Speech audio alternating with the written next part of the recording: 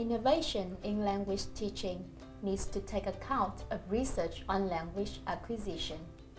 One way of doing this is to make the innovation within a framework that fits with research findings. This video describes a framework for looking at language courses to see if they provide an appropriate balance of opportunities for learning. This framework was developed by Professor Paul Nation in 2007.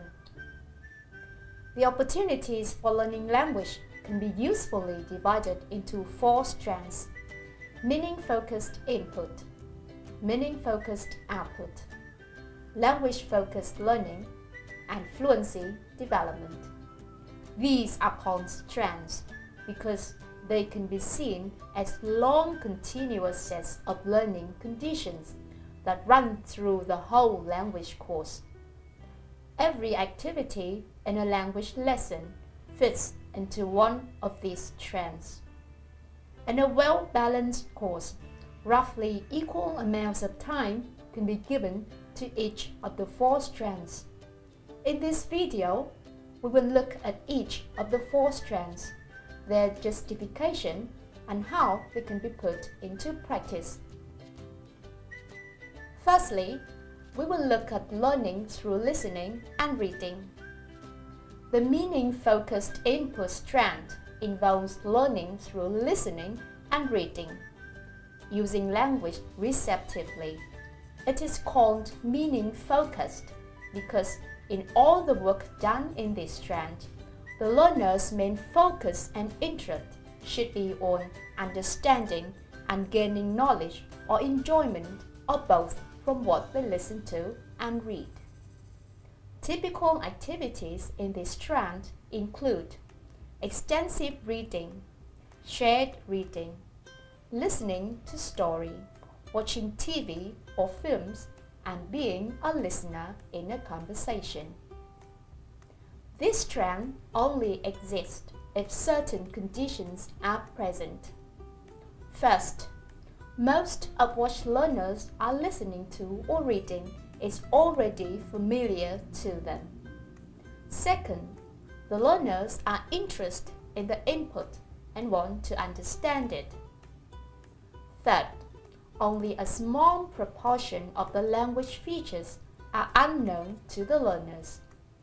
In terms of vocabulary, from 95 to 98% of the running words should be within the learner's previous knowledge, and so only 5, or preferably only 1 or 2 words per 100 should be unknown to them. Fourth, the learners can gain some knowledge from the unknown language items through content clues and background knowledge. And lastly, there are large quantities of input. Now we are looking at learning through speaking and writing. The meaning-focused output strand involves learning through speaking and writing, or using language productively. Typical activities in this strand include talking in conversation, giving a speech or lecture, writing a letter, writing a note to someone, keeping a diary, telling a story, and telling someone how to do something. The same kinds of conditions apply to meaning-focused output as apply to meaning-focused input. First, the learners write and talk about things that are largely familiar to them. Second, the learner's main goal is to convey their message to someone else. Third, only a small proportion of the language they need to use is not familiar to them. Fourth, the learners can use communication strategy, dictionaries, or previous input to make up for gaps in their productive knowledge. Fifth, there are plenty of opportunity to speak and write. Now we are moving on to language-focused learning. Language-focused learning has many names: focus on form, form-focused instruction, deliberate study and deliberate teaching, learning as opposed to acquisition, intentional learning, and so on. It involves the deliberate learning of language features such as pronunciation, spelling, vocabulary, grammar, and discourse. The term language-focused learning is preferred because terms like focus on form and form-focused instruction are misleading, in that they can involve a deliberate focus on meaning as well as form, and did not involve instruction, but can be the focus of individual autonomous learning. The ultimate aim of such learning is to deal with messages, but its short-term aim is to learn language items. Typical activities in this trend are pronunciation practice, using substitution tables and drills, learning vocabulary from word cards, intensive reading, translation, memorizing dialogues, and getting feedback about writing. The deliberate learning of strategy, such as guessing from context or dictionary use, is also included in this trend. Most of these language-focused learning activities can have a positive effect on learning and language use, but it is important that they are only a small part of the course and do not become the whole course. In total, the language-focused learning strand should not make up more than 1/4 of the time spent on the whole course. Just as there are conditions for meaning-focused input and output, there are conditions for language-focused learning. First, the learners give deliberate attention to language features. Second, the learner should process the language features in deep and thoughtful ways. Third, there should be opportunity to give spaced, repeated attention to the same features. Fourth, the features that are focused on should be simple and not dependent on developmental knowledge that the learners do not have. Fifth, features that are studied in the language-focused learning strand should also occur often in the other 3 strands of the course. Language-focused learning can have any of these effects. It can add directly to implicit knowledge. It can raise consciousness to help later learning.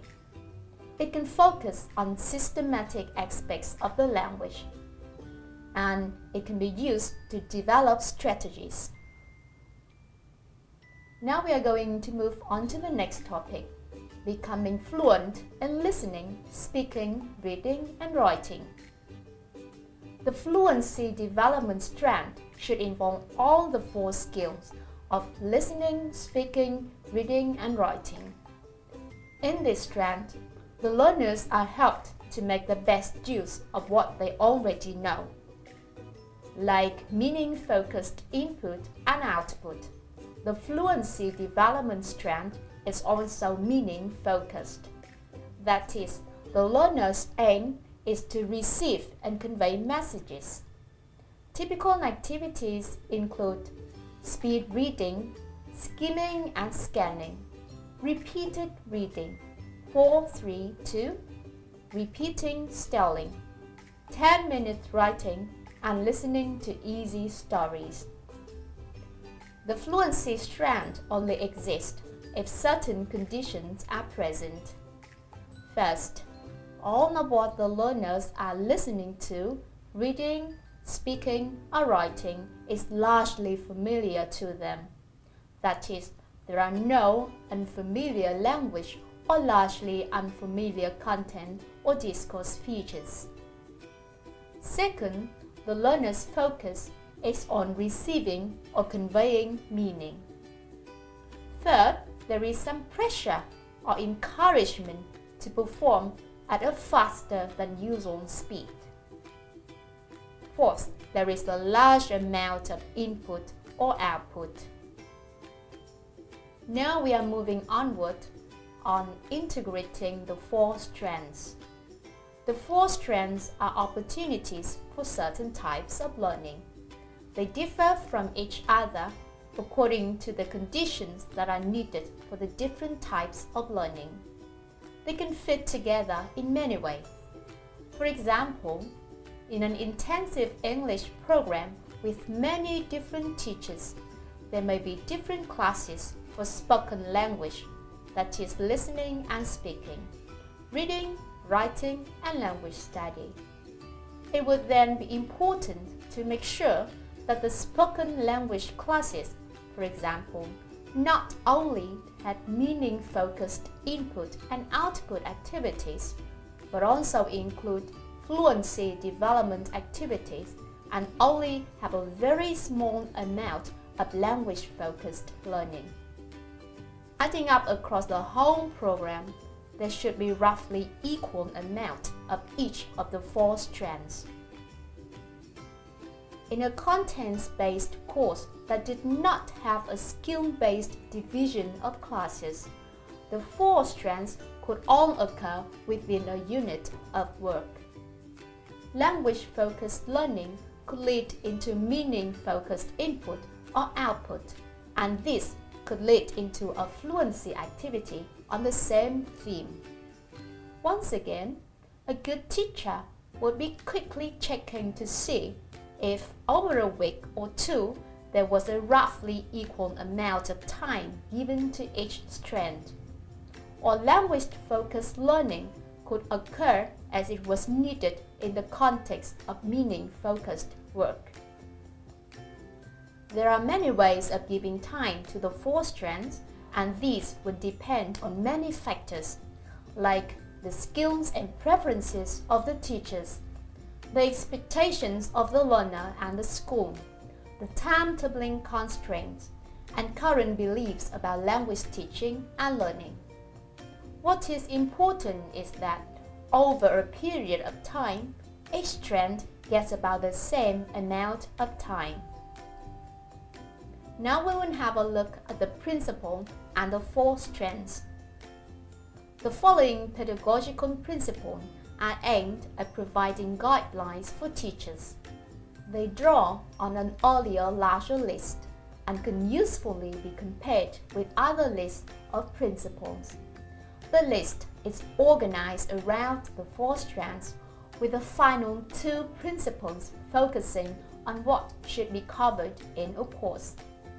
Each principle is followed by a brief list of suggestions about how the principle could be put into practice.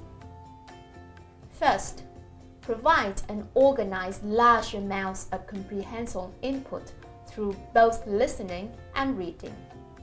This could involve providing an extensive reading program, reading to the learners, getting learners to give talks for their classmates to listen to, arranging spoken communication activities and interaction via the internet. Second, boost learning through comprehensible input by adding a deliberate element. Note words on the board as they occur in listening. Do consciousness-raising activities before communicative tasks. Get learners to reflect on new items they met while reading and explain problems items that come up in the context of communication activities. Third, support and push learners to produce spoken and written output in a variety of appropriate genres. Use communication activities in a range of situations. Use role play, match writing, and speaking tasks to learners' needs. Fourth, provide opportunities for cooperative interaction. Do group work involving split information, opinion gaps and information gaps, and let learners to go together on writing and reading. Fifth, have learners deliberately learn language items and patterns, including sounds, spelling, vocabulary, multiple word units, grammar, and discourse. Carry out teacher-led intensive reading. Give feedback on writing. Deliberately teach language items and arrange individual study of language items. 6. Train learners in strategies that will contribute to language learning. Work on guessing from context, dictionary use, word part analysis, and learning using word cards. 7. Provide fluency development activity in each of the 4 skills of listening, speaking, reading, and writing. Run a speed reading course, include repeated reading, provide an intensive reading program, do 4-3-2 activities, organize a regular 10-minute writing program, and do listening to stories. 8. Provide a roughly equal balance of the 4 strengths of meaning-focused input, meaning-focused output, language-focused learning, and fluency development. Keep a record of the activities done in the course, the strength they fit into, and the amount of time spent on them. 9th, plan for the repeated coverage of the most useful language items. Focus on high fluency items, use controlled and simplified material, and provide plenty of input at the same level. 10th, use analysis, monitoring, and assessment to help address learners' language and communication needs.